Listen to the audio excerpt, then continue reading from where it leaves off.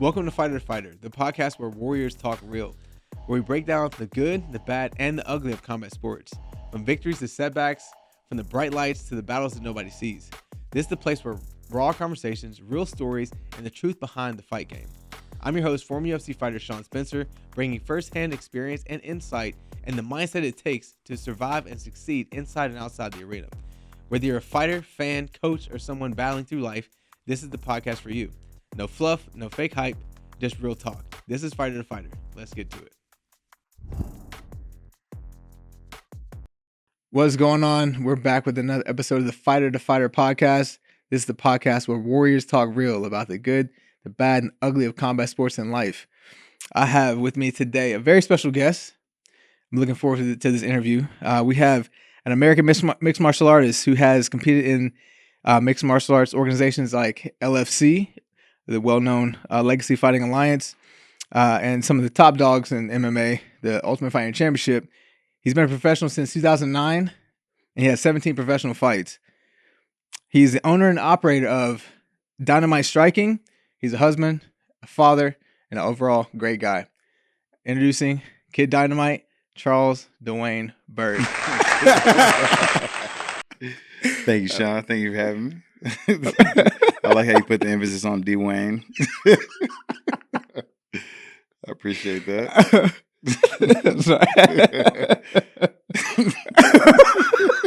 You forgot Junior, though.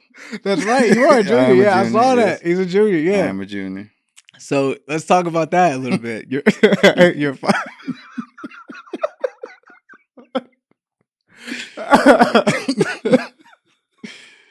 Oh, let me get together. All right. Your dad. Mm-hmm. Your dad. Let's talk about that. So is there any correlation between your dad and fighting, being Byrd Jr.? Well, I mean, as far as like what got me into fighting? Yeah. No, actually, it comes from my mom. My mom is the one that got me started in fighting as a kid. Yeah, nice. My dad was a Marine. He did, his full tour, full thing and retired, I think, after like 30 years. I don't know how long they go, but yeah. And then it was my mom as a kid who I was playing baseball. She was the one that saw me get in trouble for like trying to emulate karate moves and stuff like that. And then she finally put me in karate as a kid. Okay. That's what's up. It was all mom. Yeah, good, man. Yeah, and that's something I was just thinking about, slipped my mind, but when we were like kids, just like Bruce Lee, Chuck Norris, Jean-Claude Van Damme, those are like my childhood heroes. You know what I'm saying? So it's like, sometimes I'm talking to people, they're like, when did you start fighting? I'm like 2005 is when I made that decision. But I was like, really? I've been like practicing fighting since I was like 4 years old, bro. Yeah. Like 4 or 5 years old in my room, just doing spinning kicks off the wall, just like running up the stairs, doing this dumb stuff, man, jumping off the couch. Yeah. You know what I'm saying? I remember being in trouble for using my little sister as my first sparring partner. Oh, man. Yeah, I stayed grounded. It was funny. Yeah, that's hilarious. Yeah, siblings can be that for us, man. I have an older brother, Jonathan. You know what I'm saying? He used to like, I'm not gonna say he bullied me, but he was like just being a big brother, you know what I'm saying? Just like toughen me up. But my mom would like protect me a lot oftentimes, you know what I'm saying? But it's like I kind of see it in hindsight now looking back. He wasn't necessarily being mean, although it could come off that way, but he was really just trying to be a good big brother, toughen me up, and like for what life has to offer in terms of, hey, you better toughen up out here because it's real out here. Yeah. In that sense. But there's a way to do it that's like respectable, you know what I'm saying? Not abuse. Yeah. Exactly. And I've got 4 kids now, one on the way. I can say that now. Man, congrats. Thank you, bro. But my little ones, especially Aaliyah, my 5-year-old, she just turned 5, and my son Gideon, he's 3. He's a big 3. It feels like he's been 3 for about 2 years, but he's 3. Is he tall? He's not that tall, like, he would think, like, compared to some kids, I think he'd be tall, but he's just stout, you know what I'm saying? You already know how those kids are, but they go at it all the time. I'm like, it's like that part of me that's a fighter, that's like referee, just like, you want to see, doing some good stuff, but like, okay, you shouldn't do that. I don't want y'all doing this at school. There's respect. We got to implement the respect factor, you know what I'm saying? When to, when not to, and just honing that in, you know what I'm saying? Do you deal with that with your kids? Yeah, well, I have so my obviously my oldest he's in college right now, but the two little girls, Zuri and Zayla, they're 5 and 1, so they haven't quite got to Oh, that well, point that's yet. kind of yeah. Well, that's kind of a good age Yeah, gap but though. it's coming though, because the 1 year Yeah, old, she's tough, man. She's like a little yeah, bull. So I just can yeah, only imagine that within the next year, I can see them bumping heads. But yeah, her older sister is definitely more patient and trying to be the big sister. But I know yeah, it's gonna change yeah, pretty yeah, soon. yeah, Yeah, yeah. I but feel you on that. That's what's up, man. mhm, Yeah, so you and I, we go way back, bro. Because way back. when I yeah, because when I, it's funny. It's like we have like different phases of life. Some people might say like, oh, in a different life. No, but Mhm, really, it's just we got one life, and it's like there's different phases, different seasons. mhm, You know what I'm saying? Even going back to football, high school football. I moved to here. I moved to Texas in 2009. You know what I'm mhm. saying? I think I met you around maybe 2010, 2011, maybe a little bit I think it was around 2010 because I 2010. met Yeah, yeah. you Meskers. Right. Yeah, Mhm, so we met at Guy Mesger, and that's, I got a special place in my heart for Guy Mesger, you know mhm. what I'm saying? Because he's one of the main reasons I moved here, Yep. what I'm saying, to train with his gym. But we go way back, and just being one of my main training partners for the longest time, you know what I'm Mhm, saying? And it's like, I wanted to talk about this a little bit, just kind of training partners. And oh yeah, that's what it was. Some Steven Peterson. We were talking about like we, get to know each other on a deep level in terms of like we're punching and kicking each other. We're blood, sweat, and tears in the gym, mhm. but then we don't really get to know each other outside the.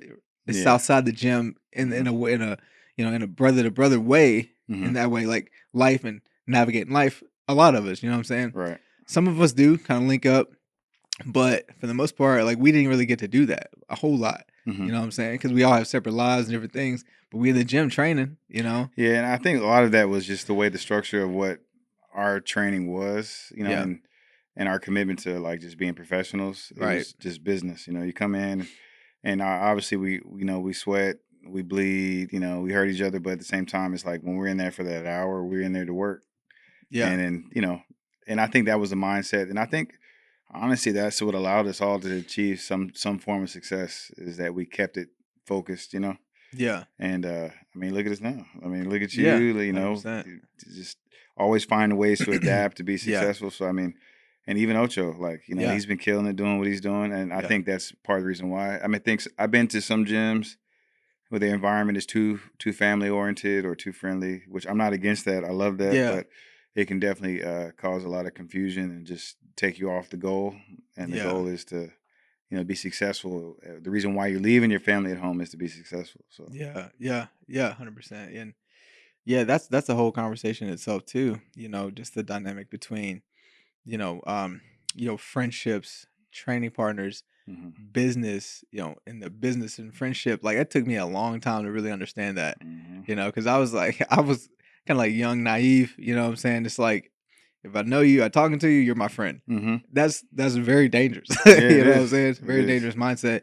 But it's But like, also, it means you're coming from a good place, though. yeah, yeah, Yeah, yeah. But yeah. it's a dangerous thing. You have to learn. I had to learn how to like have boundaries, solid boundaries, knowing Right. who's who. You know what I'm saying? That doesn't mean Hmm. people are bad necessarily. Yeah, we have live in an evil world, but there's a lot of beauty to the world too, Right. and there's a lot of great people out there. But you have Hmm. to know how to navigate, know who to find, know who's meant to be a part of your network, who's not. Right. You know what I'm saying? And it's not a bad thing to push people away in that sense. That is You know what true. I'm saying? It's not a bad thing. You just have to know how to, and because I love everybody, but at Hmm. the same time, it's like you have to know it's how to navigate the people around you, And it's perspective. It's It's perspective, like yeah. so. Yeah, like it don't mean everybody's bad or the evil, but it's how you perceive and what your relationship is. And there's something I was thinking of literally earlier this morning. Is getting ready to like just. I don't know why I'm thinking this. Maybe because you just brought it up. I don't know, Mhm. but Yeah. about like just people come into your life for a reason and for a Mhm. season, Season or a and lifetime. There's that yeah, or a lifetime too. lifetime, yeah. Yeah. And the ones that stick around, it just naturally happens that way. But you kind of know the people that are just gonna stick around for a season, Mhm. and that's okay. You Yeah. don't if you're aware of it, and then you know how to kind of keep yourself guarded a little bit, or just don't expect much. But yeah, no, it's a good thing. Yeah, yeah. I wanted to talk about something real quick because I've actually been in situations with some solid brothers, you know what I'm saying? And like be friends with people, and then like have a conflict, You know what I'm saying? And Mhm. maybe it's my fault or their fault, whatever it was, but had a conflict. You know what I'm saying? And break apart, you know what I'm Mhm. saying? And then like I've actually even recently done this. I got kind of because we all feel like we're right. We're in a conflict, but I'm like, you know what? Even though I feel like I'm right, maybe that was mistimed, you know what I'm Right. saying? And I really have a heart for this person. And I've actually called people and just apologized, you know what I'm saying? Because it's like, I think that's part of reconciliation, you know what I'm Right.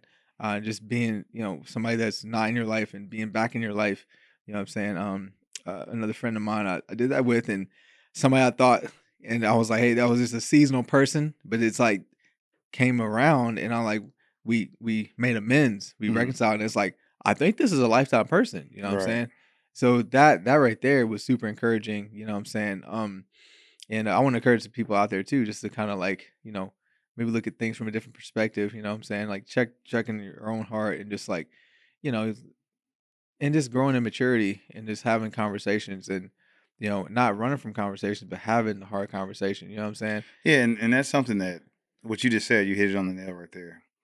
It's okay to have a conversation. Hmm. And yeah, we might not be in the same uh we might not perceive the same things, and we might have been, I guess given information or whatever, right? Like we are not on the same page, but it's okay to have that conversation that can put you on the same page. Yeah, And when you yeah. when you approach it, especially as men, and if it's a male or female, whatever, but if it's your brother, like somebody who you kind of care about and you have respect for, it's okay to have that conversation Yeah, because if there's no ill will or ill intent, then I feel yeah. like you should be able to reconcile. But 100%. you know, I've me personally, I've had those situations. I would say within the past year or more, and I realized that I don't know, and to try to use my words correctly, is that some people are just in a particular space that they can't see outside of it. And it doesn't mean that they're wrong. It just means in that moment, that's just how they feel.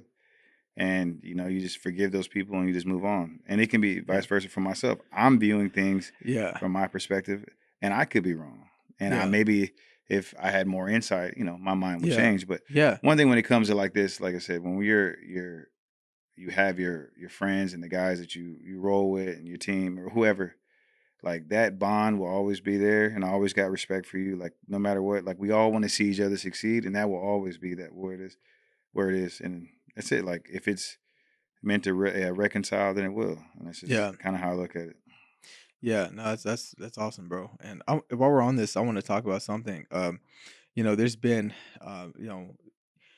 in fighting career, it's like especially when you're coming up in the game, Hmm. young, hungry, and then you win, and it's like you're on It's top of the everything. world, bro. It's like, Hmm. yeah, you can't be beat type of thing. It's like, even if you have had a loss, but then you come back from that, you're young, you still get that dog in you, still get that fight in you. Hmm. And it's like, yeah, you getting to get it done, whatever, the gym, you loving the training.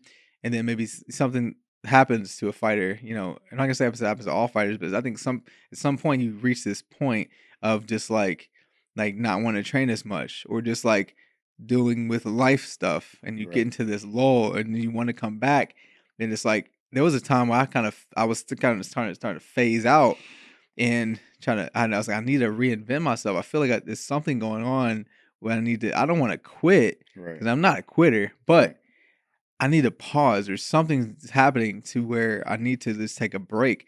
And I did that back in 2017, took some Hmm. time off, about a year or so, a little over a year, and then came back and fought in LFA, Hmm. and then I lost the comeback fight. But then I tried to kind of go another direction. I feel like a heart for mixed martial arts. I want to still go through this.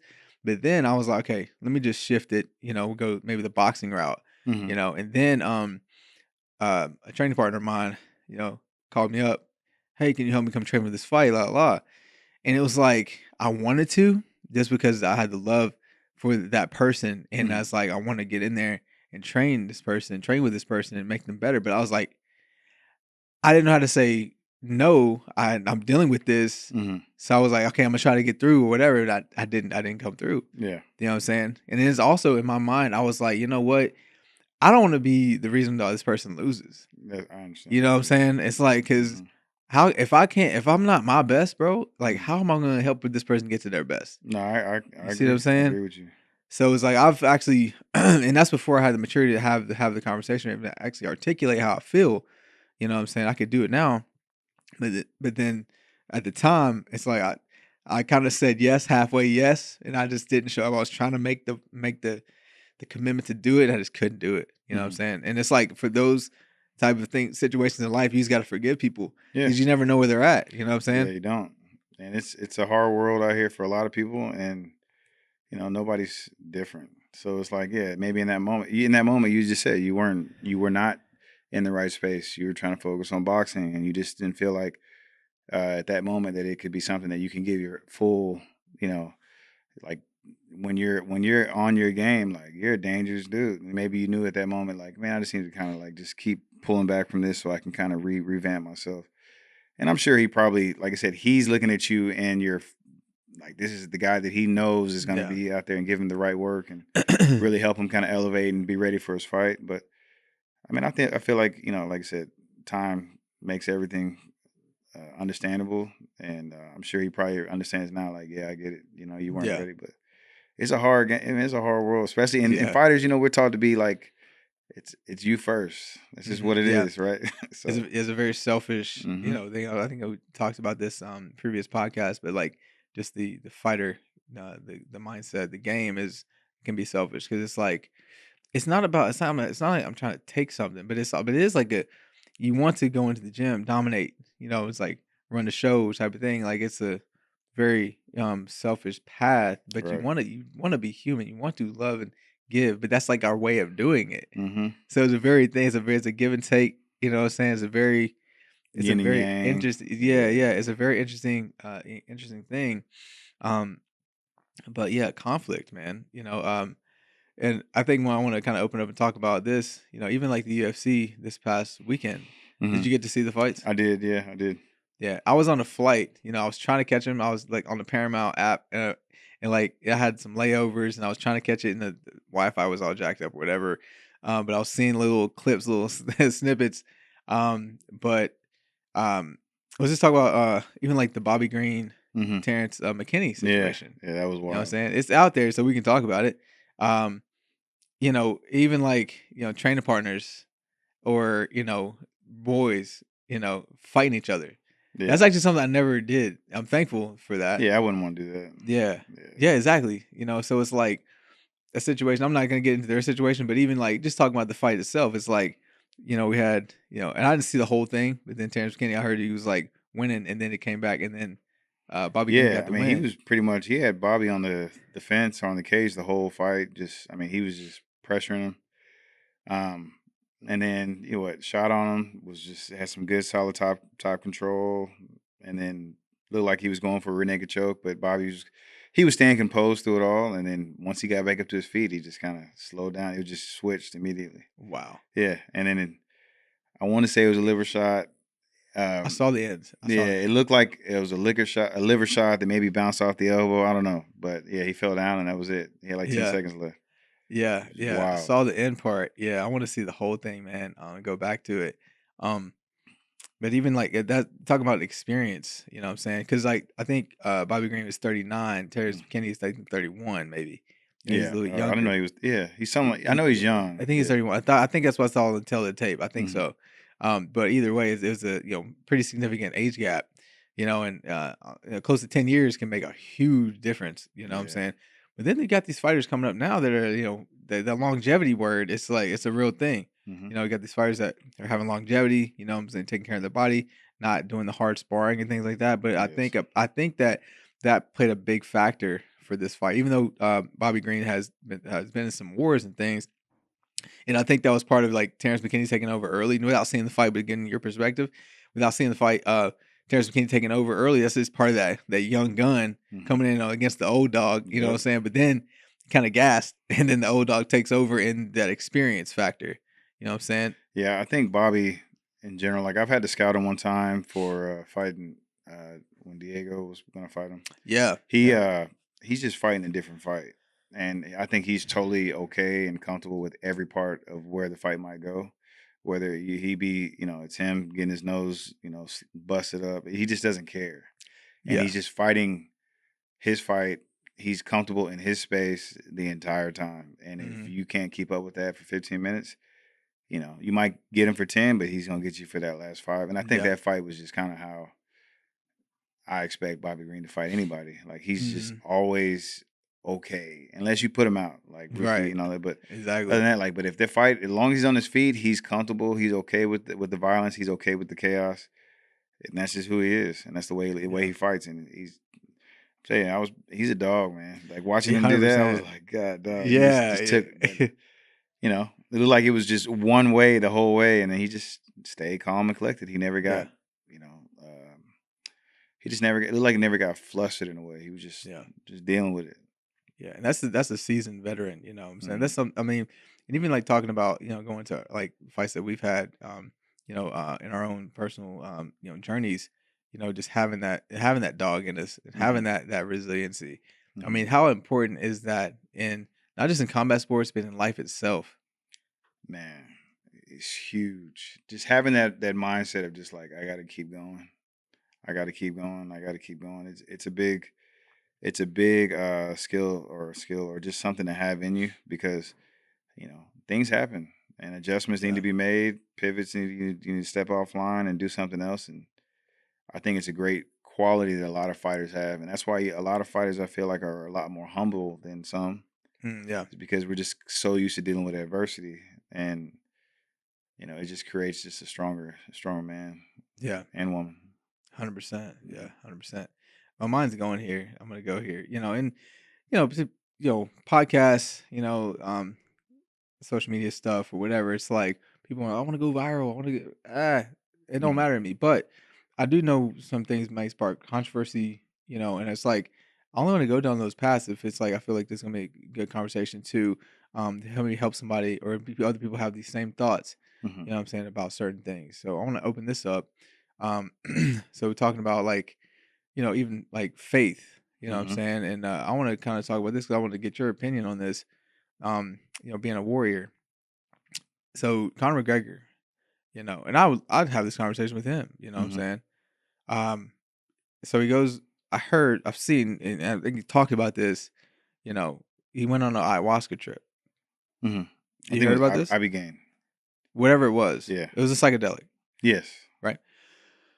So for me, and then, in the press conference, he's like shouting out Jesus Christ, I'm saved, reborn, these things, right? Mhm. And I know what it is like to be saved, bro. Like Mhm. it's a real thing, bro. It's a real.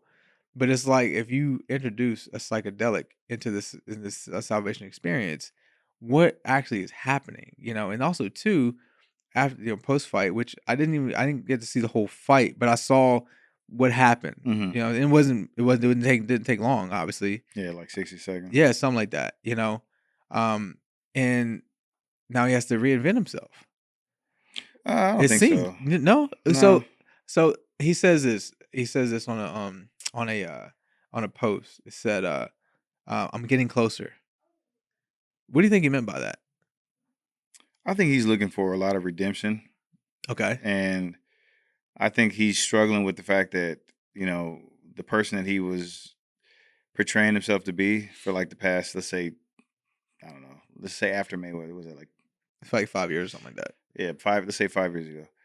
I think he's looking for a lot of redemption within himself and not outward, just inward because of what he was portraying to be. And obviously the legal troubles that he had with, the case and all that.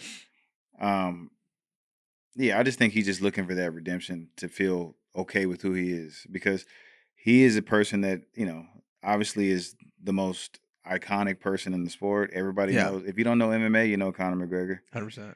And he's so famous and so accomplished and, the money and all that stuff. I feel like he's not fulfilled by that. And he's trying to be fulfilled through his spirituality now. Exactly. Now I'm going to touch on this just a little bit, because I this podcast, I'm not advertising it as a faith based podcast, Hmm. although I'm faith based. Everything I do is faith based. Hmm. And I want to have everybody on. You don't have to be a Christian to be on this podcast. You don't have Hmm. to be whatever. Like I want to interview everybody. I want to interview real fighters, with been through real fights in real life. You know what I'm saying? That's what I'm here for. Um, but it's like if Connor is, still trying to fill a void, Hmm. but he's found Jesus. why is he still like searching? I think it's more of just his public business image as a fighter. I think that's more what it is. Okay. That's just kind of what I think it is him.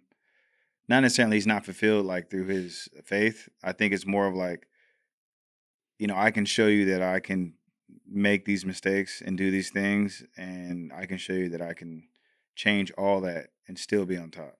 Okay. Like what filled me or what fueled me to be this person that you know of me that made me famous through my new discovery of, who I am spiritual wise and my faith in God. This is Yeah. who I can do the same thing just in a different way. Okay. Like I saw something with him that I don't think I ever noticed, but and I haven't paid attention as much, so I can say that. But he had a rosary on when he was warming up. I didn't see that. He No. had he had a cross on. It's a Catholic. Hmm. It's rosary. Okay. Yeah, so he was all the way through. I think he was definitely, you know, drawing on that his faith to kind of help him Okay. get through that. And what? Who knows? Maybe it's the show. Maybe it's part of just his persona now. I don't know, but Right. I mean that's just kind of what I'm observing, I Okay. guess. Yeah. Appreciate the Hmm. the perspective on that. Um. So I was even on your questionnaire. There was a lot of things about faith and God. You know what I'm saying? And that's a big thing. It is. It's huge, especially for it's not just in combat sports, it's throughout all sports. It's And in you're life. seeing like a resurgence in which God has always been here. Obviously, Hmm. He created us, It's what I believe in. It's truth. You know what I'm saying? But it's like in combat sports, why are there's so many warriors? It's like it's paying homage to Jesus Christ. We're giving all glory to God, all glory to Christ.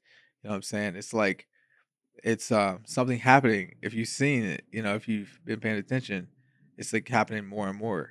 You know what I'm saying? You feel a shift or feel like something's changed, or you feel like I feel like actually from the beginning, I've kind of always noticed that. I mean, I know when I used to fight back in the day, coming up amateur wise, even my early pro fights, I always, would write Bible scripture on my wraps or I have it on my okay, shorts. It was always Ephesians 6:11. nice, Um, I feel like it's kind of always been there, but I think as of lately, maybe I haven't seen it. I don't know if I've seen it as of lately. And I'm speaking of UFC now. yeah, okay, In the local, I just expect that to be locally because a lot of the guys before they get there, you're drawing a lot of things to have. You have to have faith to get yeah, there. You have to. It's yeah, just that's the only thing that's getting you through that because it's so uncertain. Like it yeah, is. It's very uncertain. man, And I've seen so many stories where guys who do have faith in God, or whether Allah, whatever, like this, that are constant, putting out those prayers and good thoughts and doing the right thing, God blesses you, you know, yeah, and um, it might not be out in the open, but I know it's definitely behind the scenes. 100%, So, yeah. Yeah, most definitely. Talking about faith, bro. I want to kind of get into like even kind of the start of your journey. 'Cause I want to kind of briefly touch on mine. I talk about this in other podcasts and stuff like that. And not everybody in the world knows me, obviously, but it's like I want to talk about. I want to share testimony and things like that. But talking about faith, bro. Like when I was 21, mhm, I had my first professional fight. And I think it was in Tennessee. I think it was Nashville. Nashville. I had mhm, my pro debut in Nashville. I fought a guy, Ryan DeLorenzo, mhm, uh, my pro debut, and ended up winning. It was like a third round TKO. You know what I'm saying? And felt really awesome about that. And it was like just a continual. I used up momentum, right? But then I think it was about maybe a month later. No, it was May.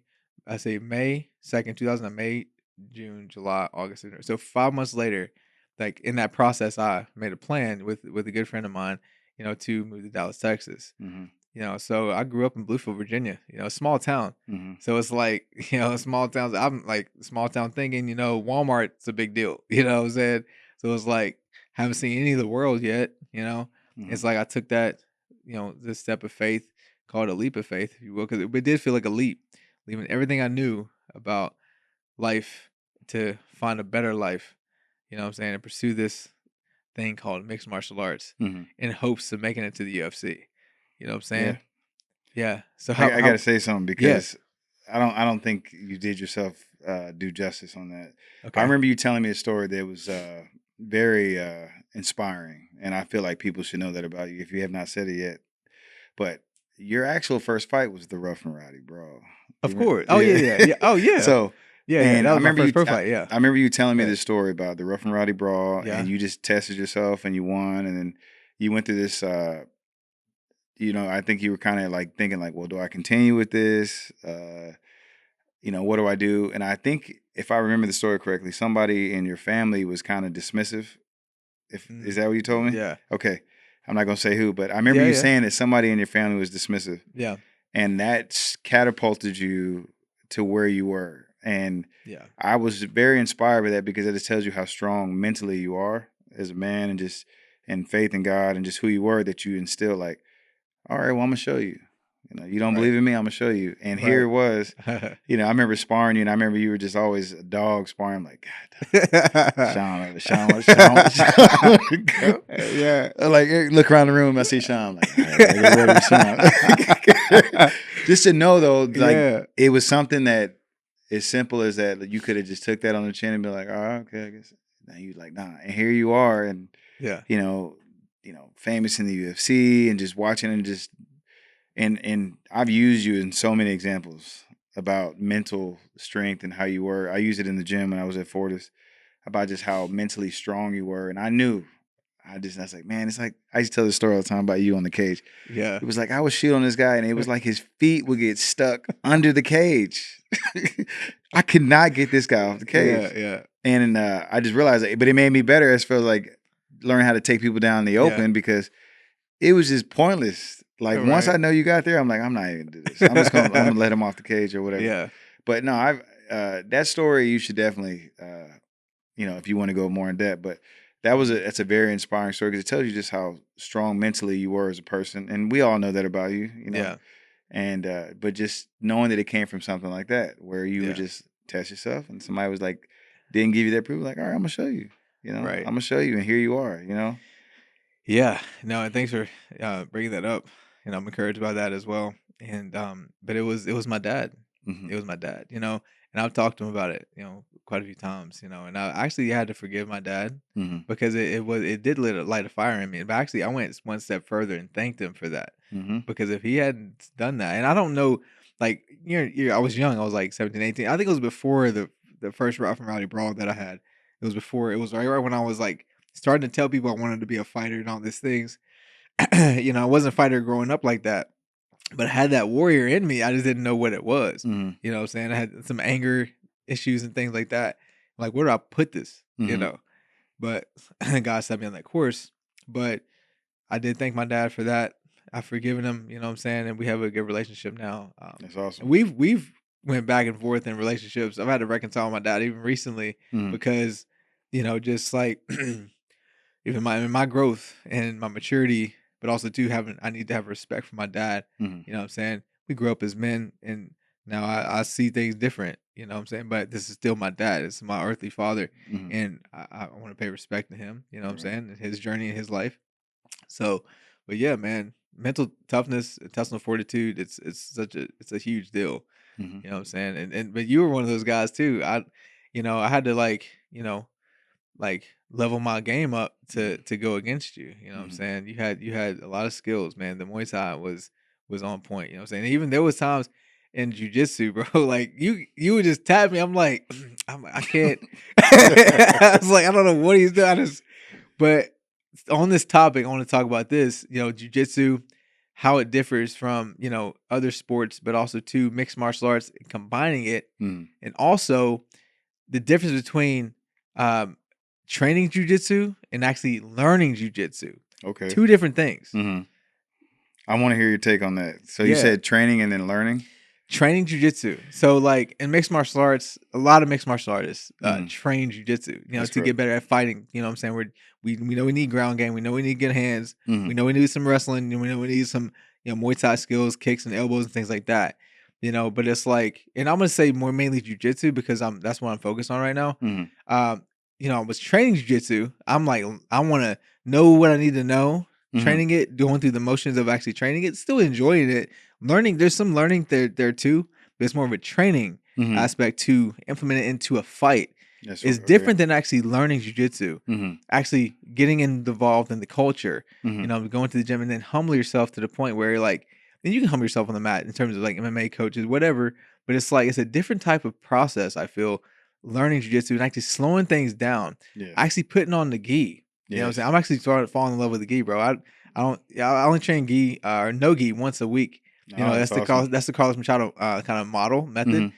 But I look forward. I don't look forward to it anymore. I just like, I You like like training training the gi, gi? bro. No, the gi is just. I mean, it's a whole nother world Yeah, compared to like no gi. Like, I mean, you get some of those really really good gi players, yeah, and it's like you don't know nothing. yeah. I know, and Yeah. that's the things I'm talking about. Mm-hmm. Because now I'm actually learning the grips, learning some of those, like even like the lapel, like pulling it and actually like Cinching feeling. up on it. Oh Yeah. yeah, and actually getting grip strength. Mm-hmm. And somebody trying to like break my grip off, and I'm like, I've got it, and then I'm using it, and I, maybe go here. You know what I'm Mm-hmm. saying? It's like it sets up everything, staying close.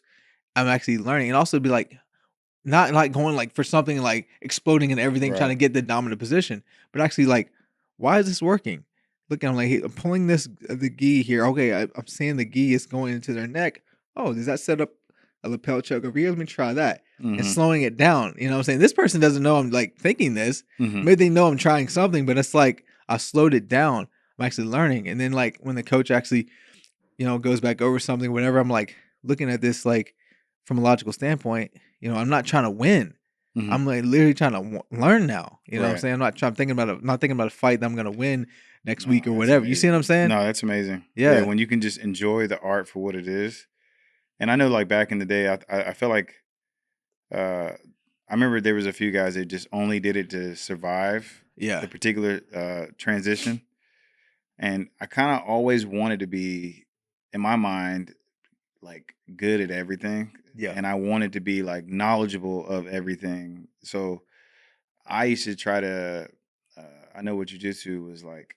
Just study as much as I possibly could, and Marcelo Garcia, all just different guys that I would just try to watch and emulate and see if I can replicate that when I'm training. And I don't know. I always tried. I think I feel like I always took a learning mindset to every sport that had to do with mixed martial arts because I feel like it would transition into like my actual fight game.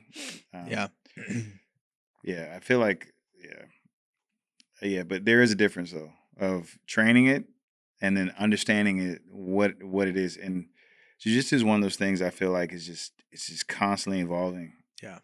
Like it's not the same jiu-jitsu that I was doing back in Yeah. 2010, 11. It's just man, the way these guys are moving now, and now everything's like attacking the lower half, like all the Yeah. leg lock stuff. Not It's to just look like stuff, yeah. yeah, it's different. But for MMA now, I have some quarrels when it comes to Okay. because what in the fight, the mindset should be altered a little bit Okay. to where I'm looking for positions that allow me to control, but allow me to also create damage.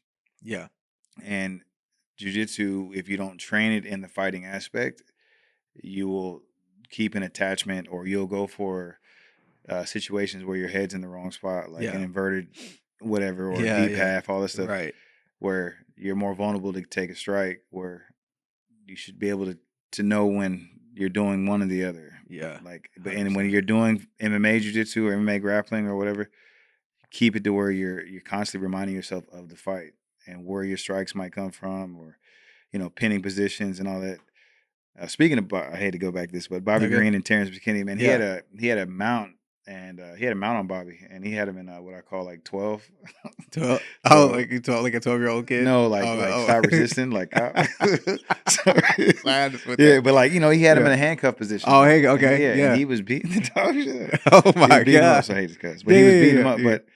But yeah, like just knowing those positions, and I feel like if you train your jujitsu with the aspect of punching and not getting hit, it definitely elevates you. And I feel like the original jujitsu was like that, like the Yeah. Gracies. That's what they were intended to be. Yeah, yeah, and even on this topic of like, so I'll be grappling. Even like this morning, we're like, Coach Gordon's like, yeah, all right, everybody starting mount. We're starting mount. We're going over some escapes or whatever. Mm-hmm. And the the position we were in, it's like we were like kind of a high mount, on the arms. They set up an arm bar, and it's like it was so much pressure. You know what I'm saying? And my arms like up here, like pressure, and I'm like it's trapped. You know what I'm saying? And I were drilling this, but then we go live, toward the end, and but my MMA mind tapped in. It's like because I was like, okay, this is jujitsu, this is not MMA. Meaning, like, this person's on me. He's not going to be trying to throw punches at me, but I need to keep the mindset of like, if this happened in a real life scenario, I need to be able to defend these Right. punches. You know what I'm saying? So I always keep that MMA mind connected. You know what I'm saying? I'm glad it kind of came in that moment, just because it's like I don't want to go so much jujitsu to where it's like I'm just like I'm not thinking about punches. Right. In that way.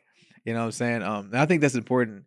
And on the subject, I want to talk about this, like the MMA mindset, jiu-jitsu mindset, and how I actually had to detach myself from the MMA mindset for some time, just because, getting into the jiu-jitsu, I was so still focused on like pressure, win, rather than like in jiu-jitsu, you kind of have to pull back all that to learn, you know what I'm saying, and not try to win everything and not trying to beat everybody. You know what I'm saying? Because there's like a give and take in jiu-jitsu. There's a give and take. There's a flow to it. Right. It does go back to like Bruce Lee talked about, be like water. You know what I'm saying? Water can flow, water can crash. Yeah. You know what I'm saying? Become the pot. Become the pot. Yeah. Exactly. Become the pot. Yeah. Exactly. So, have you had those experiences, even like being a coach, kind of like knowing? Oh yeah. Yeah. No, jiu-jitsu I learned like, and I actually saw this with somebody else. So it wasn't something that I experienced. I saw a guy do something one time on the mat, and I was like, oh, that's pretty slick. And it was, I got to roll with these guys that came in from New Jersey, the Daisy Fresh, those guys. It's a group of guys that live in New Jersey, I think, and they train out of a laundromat.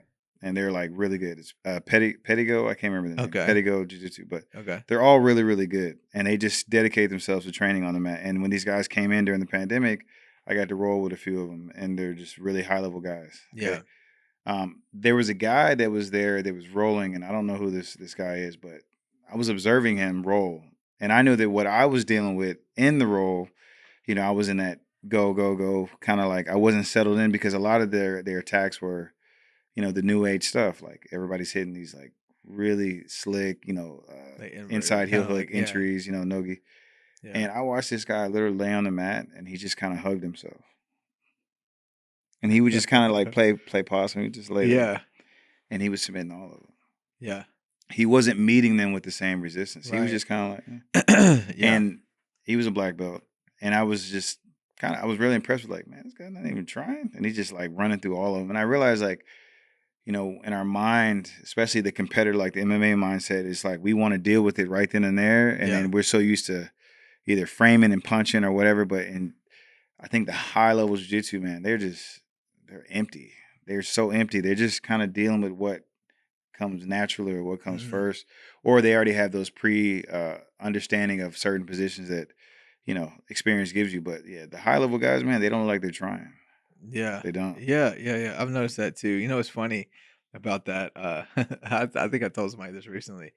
Since I've been training so much jujitsu and actually learning jujitsu and actually coming, like, I'm becoming a little bit of a jujitsu guy, you know what I'm saying? And then been doing gi, and everything been slowing down, you know what I'm saying? I've actually started to like walk slower. Oh, really? I've like just kind of like That's cool. In moments, in moments, I still got the hustle, I still grind, you know what I'm saying? But it's like I found myself just kind of walking slower, just kind of taking my time, chilling, you know what I mean? That's what's up, man. It's like I feel more at peace, you know what I'm saying? How'd you walk when you were fighting? That's hilarious. Yeah. Just like I gotta go fast. Yeah, I would love. I need to get back into training, but that right there is cool to hear though. It is, because it just gives you that like just newfound love for something. Yeah. It's one thing I miss about being a fighter, or just being. I just miss sometimes being a student. Right. Yeah. Like, that's Man, such so a important, thing we bro. take for granted, is just being a student. Like I used to love to learn new things, and just I love to learn, and especially when it comes to like martial arts, not just all martial arts. So yeah, part of me misses being a student. It Yeah. does. But You know, it's funny. I want to kind of go back to this real quick. Like, even how did I walk when I was fighting or whatever? Like, even like I wanted to pick my feet up. You know, mm-hmm. pick my feet up. I'm not trying to drag the ground. You know what I'm saying? Mm-hmm. Pick my feet up. I used to like. I think I used to hear my dad say, like, coaches, pick your feet up. Don't like drag your feet. But like, somebody doing jiu-jitsu, I'm like kind of drag my feet a little bit. That's pretty funny. It's like I don't care. I'm just like, I'm just walking slow. I think it's gonna be just getting older. Like, I'm just gonna take my time. That's I'm hilarious. just gonna take my time. Man, I walk slow. I drive slow. I don't do anything fast. I walk slow, drive slow. Just chill, you man. got Yeah. them kids at home, man. Get taking all the energy. I think that's why insurance like typically goes down. It You know, as does. you get older. You know what Oh I'm saying? yeah. This ain't no like you see somebody blow by you on the highway. It's like I ain't trying to compete with you. Yeah. What Nah, you go doing, ahead. man? I'm Yeah. chilling, man. Like I got kids now. I'm You trying. I guys got out here crazy driving yeah. like that. Yeah. Let me get over it. Man. Pass me, dog. I'm good. Tell you a funny story. I had got into some. I had got too many tickets at one point, and a guy, or I actually had to go see a judge behind it. They revoked my license, and I remember paying all the fines, and I'm sitting there in front of the judge, and he's like, "Mr. Byrd," I'm like, "Yeah." I'm sitting there, I'm just like, "Just please give me my license back. I don't have to deal with this." Yeah. And he was like, he's looking, he's like, "Man," because I remember I was you, because I remember I got some brand new old car back in the '60s, '70s. He goes, "I remember I was like you." He goes, "I remember I sat right there where you were at." Wow. And he goes, "The judge told me what I'm about to tell you right now." He goes, "Once I sign this," he goes, "I guarantee you'll never get another speeding ticket." And I was like, "Yeah, I never." And I literally, Whoa. yeah, it just, Wow. yeah, never. I got one. I don't think I was Yeah. speeding. Yeah. Yeah. But Still, yeah. but I do not drive fast. I just take my time. Yeah.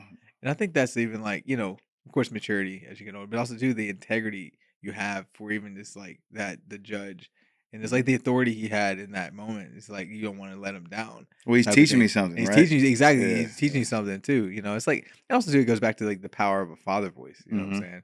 It's like and it takes a village to raise a kid, It does. raise a child. So it's like even I gotta say this because my wife's gonna be mad at me. It takes a village, but keep going. yeah, So I exactly. said that. It's like, yeah, exactly. We need those, man, core values and like catchphrases in family. Mm-hmm. So remember, man. Remember what we're doing this for. Remember, like, just yeah, it just comes back to just family. Just keep it moving, but keeping the love too. You know what I'm Yeah. saying? Speaking of love, but also speaking of loyalty in Mm-hmm. combat sports, man. I wanted to talk about this, man, because you know, um, my first coach, Mm-hmm. my first like boxing coach, like official, because when you first start now, man, you like start training in your room, like it's Yeah. official. It's like you probably look crazy to people around you, like, man, you really think, what I'm saying? I'm thinking about the UFC. I'm like 17, 18 in my room, just like shadow boxing. Mm-hmm. Who knows what people were, you know what I'm saying? Yeah. But it's like it's real. It was real to me. It was so real. Mm-hmm. But my first official boxing coach was a guy named Wayne Buford. Mm-hmm. He's actually one of my brother's childhood friends. And he competed in the Rough and Rowdy Brawl and stuff. But then like he uh he started training me in boxing. But he had a paralyzed right arm. He punched something or whatever. And I think he was angry. I don't remember what happened, but he paralyzed. He got paralyzed. Oh It was like wow. a severed nerve here and under his arm or whatever. But he was like he was a fighter. He really Mm-hmm. really was. You know what I'm saying? He's even just the mindset of a fighter, and he's showing me. He was like showing me the jab on the bag, and he was showing me the timing of the speed bag. Mm-hmm. So he's my first coach. You know what I'm saying? Um, but it's like you outgrow situations or people. It's like I'm, never want to leave people behind or like, I never burned any bridges, but it's like, um, well, there was one time I think I burned a bridge. I don't want to get in that conversation. I want to talk about that one day, but my goal was never to burn bridges. I always want to keep the connection, but Right. you have to move on as a fighter sometimes Mm-hmm. to get into a new environment or just like that's just how life goes, man. You increase, but it's like it feels like sometimes maybe that loyalty is broken a little bit. Mm-hmm. Although it's like if you're dedicated to the mission that you're on as a fighter, which that's why it seems selfish because like whatever I have to do to get there, I have to do, and the coaches sometimes have to be okay with that. Mm-hmm. You know what I'm saying? So it's like, how's loyalty been in your experiences and like negative, positive? So I would say this as a fighter, and I've been fortunate to see it from multiple angles, and I'm a type of person, I'm observing at all times. But I Yeah. know that the way I felt as a fighter was that, I'm leaving my family every day and I'm, making this trek to whether I was driving to Plano or I'm doing this, that, and the other, is my job is to make it. Like if I'm gonna leave my son at home and I'm gonna leave my family at home and not have that Yeah. experience, when he's young, then I need to be making sure that I'm putting in the right work and I'm getting the right training so that I'm getting to my goal. My goal is to get to the UFC or do all those things.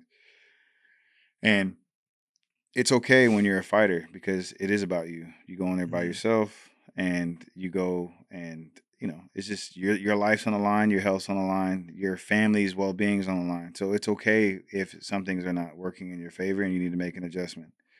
Loyalty, I've learned as a coach, is that a real coach is selfless and he's not uh, a real coach will not what's the word I'm looking for? Just selfless. Like they just don't like for me personally, I care about everybody that I've had the ability to work with and that type of thing. And I'm always trying to look at the best versions of them and the benefit of them. But I know at the end of the day, like fighters, it's on the opposite side now. Fighters will just have to do what they have to do. And a part of me is like, okay, life goes on, you move on. In the moment, you can probably be like, "Damn, that's crazy. Why they do that?" But Mhm. it's just a cycle that I've been down before, and I didn't learn like the way I can use it like this. When I was a kid and I was young, and I was pain in the butt to my mom and my dad, I didn't realize what I was doing, right? Mhm. Yeah. And you don't really know who you are and what you were doing as a kid until you have kids. And when you Mhm. have kids, you're like, oh dang, I was probably was a pain. Yeah, yeah. So it's kind of in that same situation where when you're a fighter, you're thinking of yourself first and you're doing those things and it's okay. But if you ever are lucky enough to be on the other end of that, you'll see where where that comes back and where it's just a cycle. It just keeps coming back where a fighter will do you like that. And it's Mhm. okay. You just got to know Yeah. that this is what you have to expect. You can't hold on to people Yeah. and you just move on. And loyalty is a thing that is a very tricky thing because you do have to know when to let people go and that's just what it is. Like you just have to know when to let people go, whether it's on your terms or on their terms. You just got to know when it's time to move on. Yeah. And you can be loyal, but you can be loyal to a point where you put yourself in a hole, Mhm. or Yeah. you damage your ability to keep moving forward or moving up or accomplishing your goals. So it's a tricky thing. It's never easy, and but yeah, loyalty it's a funny thing when people say loyalty because I don't know. Usually the people that claim loyalty aren't loyal. That's just kind of how Mhm. I feel. Yeah. Loyalty is an action. It's something I do where I don't have to Yeah. tell you I'm doing. I'm just doing it. Yeah. But if I got to tell you I'm being loyal to you, then you're probably not being loyal to me. You see Yeah. what I'm saying? Yeah, yeah. Yeah, Yeah, it's it's just kind of what it is. yeah, because it's similar to, like, even say telling somebody you love them, but you're doing things that isn't, like, showing that you love them. Yeah. You know what I'm So saying? It's similar, it's yeah, love is an action, loyalty is an action, you know what I'm hmm saying? Integrity is an it's an action, action. you know what I'm Yeah. saying? Yeah, it's and also too is being bro, being men hmm of our word, and that's I man, I've found out the value of like keeping your word. You know what I'm hmm saying? How vital that is. It's keeping it real with people. You know what I'm saying? I don't know what it was. I was thinking like maybe about a year ago. I was like, I was thinking about all these conspiracy things we hear about and all these things. I'm like, flat Earth, is the Earth round? All this. I'm hmm like, Who you hear cares? these things in politics. There's just like some of these things going on behind closed doors. I'm like, what is the truth? Like, hmm I'm just like fed up with like not knowing what's up. Yeah. And I just got like made it like kind of commitment to my. I was like, I'm just gonna tell the truth all the time. hmm You know what I'm saying? And of course you don't have to tell everybody everything, but there's a way to do it. You know what I'm saying? But I'm just gonna keep it real, man. hmm You know what I'm saying? And that's like going back to Jesus. It's like hmm why did he say I'm the way, the truth and the life? You know what I'm saying? It's like he's kept it real. That's what it's all about. In my opinion, the reason why you feel comfortable, and I felt the same way. Like I always wanted, like, I'm gonna tell you how I feel, right? And if I have the opportunity where you'll listen or we can have that conversation, I'm gonna tell you how I feel. And it could because, and I know you saying telling the truth is because you're not coming with ill intent. I've never thought of you as somebody that comes with ill intent, and you just, and the confidence that you have, and just the things you've accomplished as a man and a father, and and fighter, right? That you don't have to come with any filter or any reservation, or because you're not coming with ill intent. Yeah. That's a blessing, because not everybody's like that. Some people are coming with the face, and then when you leave, they take that face off and they put it in their back pocket. And that's a weird way to live life, but that's the way it is. And I feel like just keeping that true to who you are, and then just being that person is okay. Because I've struggled with that, where it's like dealing with people say one thing and do another, and it's like, you know what? I can't allow this to change me. This is just who I am, and I'm okay. I just put myself in the right position around the right people, and I'm okay. Like as long as I can control my space, I'm okay. Yeah. But it's rough out here. But Yeah. when you're genuine, when you try to be genuine, yeah, it's huge, bro. It Authenticity, bro. I heard a pastor talking about this today. Actually, I was listening to a message, but authenticity is becoming a little bit of a lost art, or a lost whatever it is. It's like being truly authentic. It's like, man, I want to just be around authentic people. I want to be genuine, I wanna be open, transparent. You know what I'm saying? That's the only thing I want to do. I like to be vulnerable, man. Yeah. Be vulnerable. It's okay to be vulnerable. Yeah. Say how you feel, but that is so important to me right now. I'm 42 years old. A lot of things and up is just like, I remember, and I hate to kind of go off subject here, but I wanted to say this because you said it earlier. But when you called me and you were like 10, and I didn't realize I was coming off like that. But it takes a strong man to be like, hey, I don't know what's going on, but I apologize. And that was like, man, I need to start doing that more, because you just never know, right? Yeah. And I wasn't even remotely thinking like that, or there was any issues, but my actions, or just my lack of action, maybe have, but it's okay. Like, you were like, hey, no big deal. Just want to let you know that, and I felt bad. I'm like, dang, hold on, man. Let me call this guy, because I'm never thinking like that, ever. Yeah. Thank you for bringing that up. I didn't know that's how you were going to feel. I just I was on my heart, bro. And actually, I'm just going to give you some insight. It was on, so the Holy Spirit put it on my heart to do that for, it was like 7 or 8 people that day. You know what I'm saying? And it was like, it was, now a month ago, 2 months ago, probably would have been hard to do it. You know what I'm saying? But it was like, I decided I had such a place of peace where I was ready to do that. And once again, it has something to do with reconciliation too. And I didn't know, because I'm just, at this point in my life, I want to be very intentional with my friendships. I want to be intentional with my brothers and my sisters, and just really, I want people to come together. You know what I'm saying? It's like, and I do care what people think to an extent. You know what I'm saying? Especially people I care about. You know what I'm saying? But yeah, man, I'm glad that we got to reconnect and just catch up, really. And do it on a podcast. It's pretty cool, bro. It's like, look, man, it's like I've talked to you yesterday. Yeah. You can tell it's natural, and we've had a lot of good time, a lot of some tough times in the gym, Yeah.